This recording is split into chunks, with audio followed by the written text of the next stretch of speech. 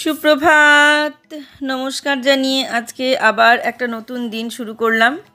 নতুন দিনে নতুন সকালে আবার তোমাদের সামনে একটা সুন্দর নতুন ভ্লগ নিয়ে চলে আসলাম। আমার ঘরে বাইরে লাইফস্টাইলে তোমাদের সবাইকে স্বাগত জানাচ্ছি। তোমরা এসো, দেখো আমি সারাদিন আমি কি করছি। আশা করছি তোমরা নিশ্চয়ই ভীষণ ভালো আছো, আর আমিও ভীষণ ভালো আছি।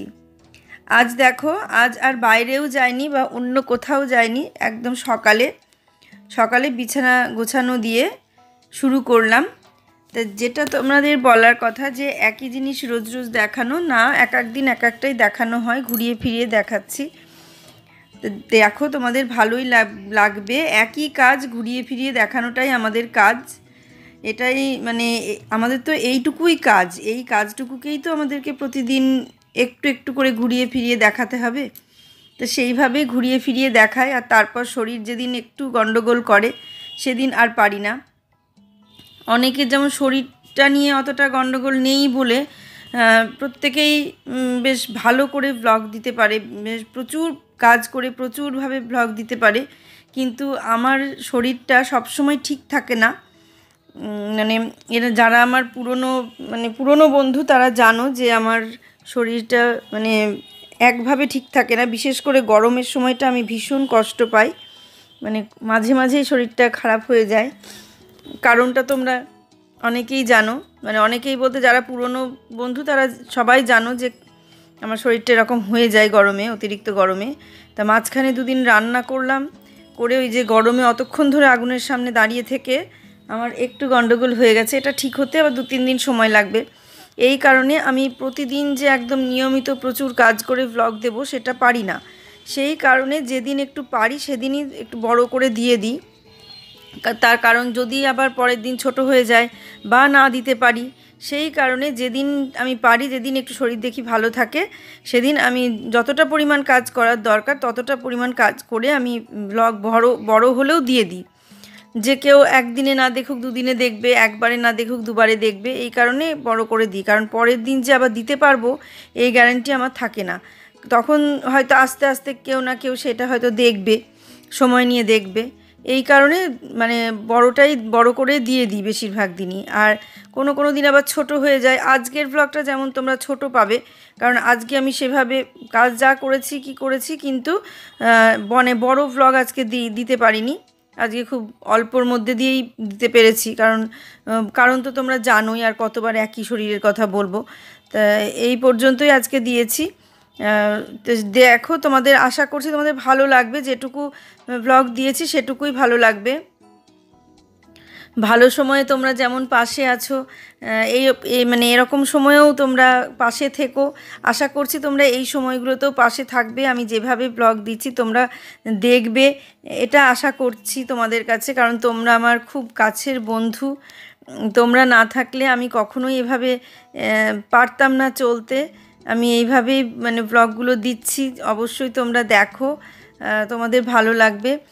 আর যতটুকু পারছি ততটুকু কাজ করছি। আমি ভীষণ স্পিডে কাজ করতে পারছি না, এখানে স্পিড করে দেওয়া হয়েছে বলে মনে হচ্ছে যে খুব স্পিডে করছি। মানে স্পিড করেও এই অবস্থায় দেখছো, তাহলে আমি কতটা ধীরে ধীরে করছি কাজগুলো। তো যখন যেমন তখন তেমন, আগে থেকে একটা প্ল্যান থাকে যে এটা করব, কিন্তু সেই প্ল্যানটা যদি এদিক ওদিক হয়ে যায়, মানে হয়তো সেই দিনটা সকালটা আর পেলাম না, বা আমি আগে থেকে ঠিক করেছি এই কাজগুলো করব, এবার সেই কাজগুলো যদি সকাল থেকে ঠিকভাবে করতে না পারি, তখন মাথায় একটা মানে চিন্তা ঢোকে যে আজকে কিভাবে কি দেওয়া যায়। মানে সেটা হয়তো গন্ডগোল হয়ে গেল, পারলাম না সেই জায়গাটা সেইটুকু করতে, তখন একটা গন্ডগোল হয়ে যায় যে এবার আমি কি দেব, বাকি সময়টা আমি তোমাদের কি দেব, এইটা চিন্তা হয়ে যায় যে কি ভ্লগ দেব, কিভাবে ভ্লগ করব। তখন আবার মাথার থেকে বের করতে হয় যে কিভাবে কি দেব, হয়তো কোনো একটা ভালো রেসিপি বা অন্য কিছু এরকম কিছু দিয়ে তখন মানে সেট করা হয়। যেমন এই 2 দিন যেমন সকাল থেকে আমি দিতে পারিনি, সেই জন্য সকালে যেহেতু শরীরটা অতিরিক্ত খারাপ ছিল, সকালটা দিতে পারিনি বলে বিকেল থেকে রাত পর্যন্ত দিয়েছি। আবার কোনো দিন মানে বিকেল থেকে সন্ধে পর্যন্ত দিই, আবার কোনো দিন দুপুর থেকে সন্ধে পর্যন্ত দিই। রান্না করব, এই যে নিয়ে এসছে যে মাছ, এই মাছগুলো, এই দেখো এই মাছের রান্না করব। মাছটা একটু অন্যরকম ভাবে রান্না করব, দই দিয়ে আর পেঁয়াজ দিয়ে আর সর্ষে পোস্ত বাটা দিয়ে একটু অন্যরকম ভাবে করবো। তোমরা দেখতে থাকো আমি কিভাবে মাছটা রান্না করি। পরপর পরপর আমি করে যাই, তোমরা পরপর পরপর দেখতে থাকো। তা এর আগে দেখলাম, মানে একটা ভিডিও দেখলাম, ব্লগ দেখলাম, সেখানেও দেখলাম যে ঘুরিয়ে ফিরিয়ে দেওয়ার কথা বলেছে। তা আমি মানে সেই কথাটা খুব ভালো লেগেছে আমার, যে হ্যাঁ ঠিকই বলেছে, ঘুরিয়ে ফিরিয়ে দেওয়ার কথা। আমি ওই মানে এমনিতেও আমি ঘুরিয়ে ফিরিয়েই দিচ্ছি, সকালকার দিচ্ছি, কোনো দিন দুপুরে দিচ্ছি, কোনো দিন সন্ধেবেলায় দিচ্ছি, কোনো দিন রাতেরটা দিচ্ছি। মানে রাতেরটা খুব কমই দিই আমি, কারণ রাত পর্যন্ত যাই না, তার আগে ভিডিও শেষ করে দিই, দিয়ে রাতে এডিটটা করে নিই, এরকম করি। তা দুদিন ধরে যেহেতু দিনের বেলায় দিতে পারলাম না, সেহেতু রাতেরটুকুই দিলাম, বিকেল থেকে রাত পর্যন্ত দিলাম। তো এরমভাবে ঘুরিয়ে ফিরিয়েই দিচ্ছি। তা তুমি যে বলেছো তোমার ব্লগে যে ঘুরিয়ে ফিরিয়ে দেওয়ার কথা, হ্যাঁ আমি তোমার সেই কথাটা শুনেই, আর এর আগেও তোমার কথা আমি শুনেছি, তুমি এর আগেও বলেছো যে ঘুরিয়ে ফিরিয়ে দেওয়ার জন্য। তুমি আমাকে নির্দিষ্টভাবে বলোনি, তুমি সার্বিকভাবেই বলেছো, সবাইকেই বলেছো, তোমার ব্লগে বলেছো। সেই জন্যেই আমি খুব খুশি তোমার ওই কথাটাতে, যে হ্যাঁ আমি এরমভাবেই দিই, তাহলে হয়তো নিশ্চয়ই ভালো হবে। এটাতেই আমার ভালো লাগলো যে এটা আমার তাহলে ঠিকই আছে, আমার এটা ভুল না। আমি ভাবতাম যে এরমভাবে ঘুরিয়ে ফিরিয়ে দিচ্ছি, এটাতে আবার কোনো ক্ষতি হবে কি না, জানি তো না কোন সব নিয়ম ইউটিউবে, সেই জন্য আমার ভয় লাগতো। তা তোমার কথাটা শুনে আজকে ভীষণ ভালো লাগলো যে না ঠিকঠাকই আছি। তো এরকম যদি সবাই এরকম কোনো ব্লগে এরকমভাবে বলে দেয় বা কমেন্ট করে দেয়, তাহলে বেশ ভালো লাগে। আমাকে আরও অনেকে কমেন্ট করেছে যে রাধাকৃষ্ণ ইয়ে করার সময়, রাধাকৃষ্ণকে স্নান করানোর সময় পোশাক পরিয়ে, হ্যাঁ ওটা আমার খুব ভুল হয়েছে। আমি দেখলাম পরে, সেটা আমারও খারাপ লাগছে, ওটা আমার ভীষণ ভুল হয়েছে, কিছু না পরিয়ে স্নান করানো। মানে ওটা বাড়িতে আমি নিজে করি সেক্ষেত্রে ঠিক আছে, কিন্তু যখন আমি চ্যানেলে দেব তখন সেক্ষেত্রে আমার ওটা করেই দেওয়াটাই উচিত, মানে পোশাক পরিয়ে দেওয়াটাই উচিত। মাছের ডিমের সঙ্গে মানে সব দিয়ে বড়া ভাজবো, তার জন্য রেডি করে নিয়েছি এই যে আলু সেদ্ধটাকে ভালো করে চটকে নেবো, হাত দিয়েই চটকাবো। এখন আমি শুধু হাতা দিয়ে একটু তোমাদের দেখানোর জন্য করছি, এটা দেখানোর জন্য, কিন্তু এমনিতে আমি হাত দিয়েই করবো। এই আলুটা একটু সেদ্ধ চটকে নেব ভালো করে, তারপরে এই যে মাছের ডিম আছে, মাছের ডিমটা দেব, তার সঙ্গে এর মধ্যে সব পেঁয়াজ কাটা আছে, পেঁয়াজ, কাঁচা লঙ্কা, লবণ আর একটু কালো জিরে, আর কিছু দেবো না এইগুলো দিয়ে। আর এমনি ডিম দেব, এর মধ্যে একটা ডিম দেব, আর দেব হচ্ছে এই যে বেসন। তা তোমরা দেখতে থাকো আমি কিভাবে এটা করছি। হ্যাঁ যেটা বলছিলাম যে পোশাক পরিয়ে স্নান করানোর কথা, হ্যাঁ সেটা ঠিকই বলেছো, ওটা আমার সত্যিই ভুল হয়েছে। আমি পরে দেখে আমারও খারাপ লাগছিল যে এটা করাটা আমার উচিত হয়নি, এভাবে সোশ্যাল মিডিয়ায় যখন যাবে, এটা যখন চ্যানেলে যাবে, তখন এটা আমার উচিত হয়নি। কারণ বাড়িতে আমি যখন করি সেটা আলাদা কথা, কিন্তু যখন আমি চ্যানেলে দেব তখন ওটা ঠিক না। তা আমি এবার থেকে সেটাই চেষ্টা করব, কিছু পোশাক পরিয়ে তারপরে স্নান করানোর। তুমি ঠিকই বলেছো। আর একটা কমেন্ট করেছে, হ্যাঁ ওই যে করেছে এই পোশাক পরানোর কথা, সেই আর একটা কমেন্ট করেছে যে শর্টস দেওয়ার জন্যে। হ্যাঁ শর্টস দেওয়ার জন্য আমি চেষ্টা করছি, ওটা কিভাবে দেওয়া যায় দেখি, একটু শিখে নিয়ে আমি ওটা দেওয়ার চেষ্টা করছি।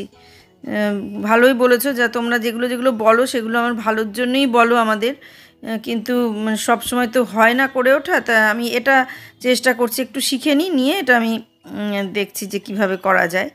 শর্টস দিতে সবাই বলছো, হ্যাঁ এটা আমি চেষ্টা করছি। তা সবার কথা শুনেই চলবো, তোমরা যেভাবে বলবে সেভাবেই চলবো।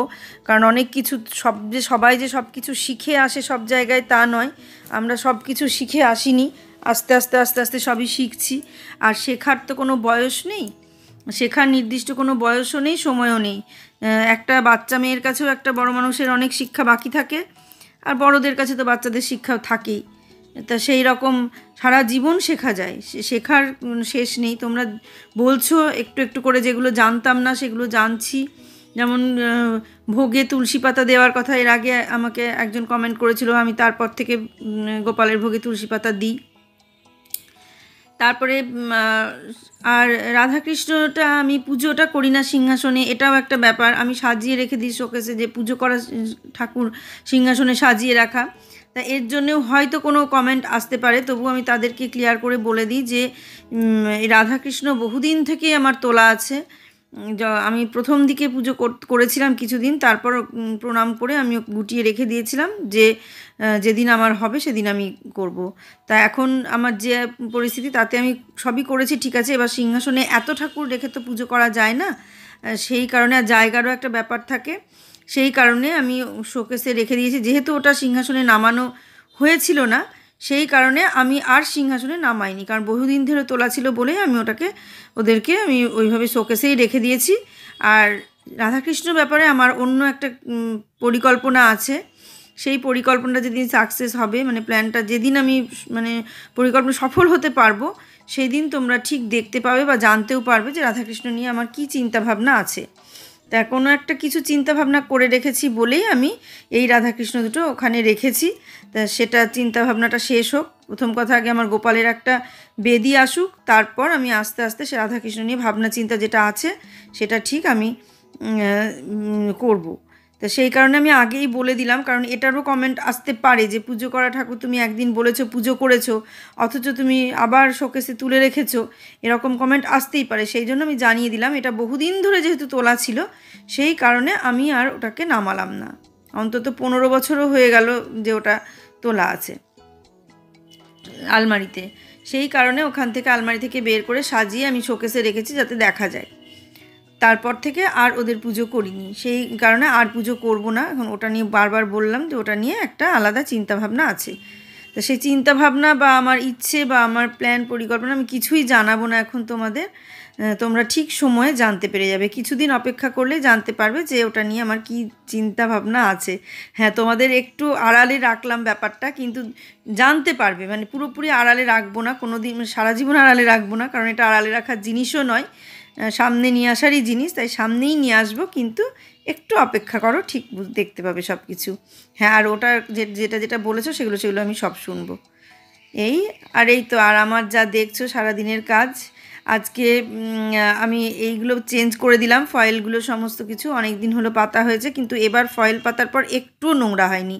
অন্যান্যবার তাও একটু একটু নোংরা হয়, মুছতে আমার একটু কষ্ট হয়, কিন্তু এবার ফয়েল পাতার পর অদ্ভুত ব্যাপার, মানে খুব মানে একটুও ভেতরে কিচ্ছু যায়নি, পরিষ্কার ছিল, যেমন পরিষ্কার তেমনকারই ছিল। শুধু একটু টিস্যু দিয়ে আর একটু ভিম লিকুইড দিয়ে মুছে নিলাম ওপর ব্যাস, চকচকে হয়ে গেল। দিয়ে আবার ফয়েলটা চেঞ্জ করে দিলাম, কারণ ফয়েলটা মাঝে মাঝে চেঞ্জ না করলে আটকে যায় গ্যাসের ইয়ের সঙ্গে, ওই কাঁচটার সঙ্গে, সেই জন্যে ওই আটকে যায় বলে তুলে দিলাম।